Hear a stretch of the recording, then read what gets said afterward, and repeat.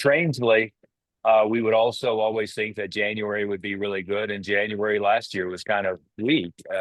So um, a little hard to predict sometimes. I think maybe the newness following the election or some uncertainty or whatever. I'm not sure how that election could have had an uncertainty. Everybody knew what was going to happen either way, but last January was a little weak across the board. So the cost per is what it takes to get one of those to come through on Facebook.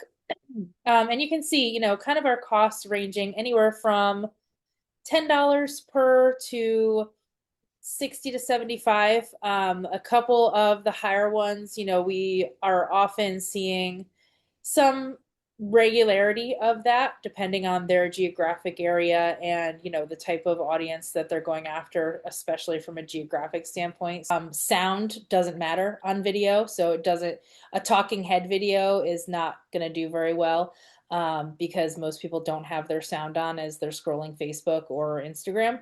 Instagram, sometimes they'll have their sound on, but neither here nor there.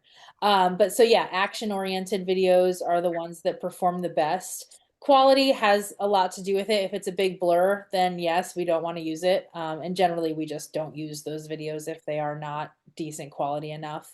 But most of our phones these days have pretty good video quality. So generally, phone videos are just fine, and can be utilized. And then we just test it. It's different for every studio sometimes, like depending on the market and depending on who's there and who's seeing it at any given time. Some months for one studio will have a video perform better than the static image that's done well previously, and then vice versa. So we're constantly testing both. And that's why, anytime that a studio can send over images or videos, it's really helpful for our team to utilize in their next round of tests instead of just kind of coming up with stuff ourselves.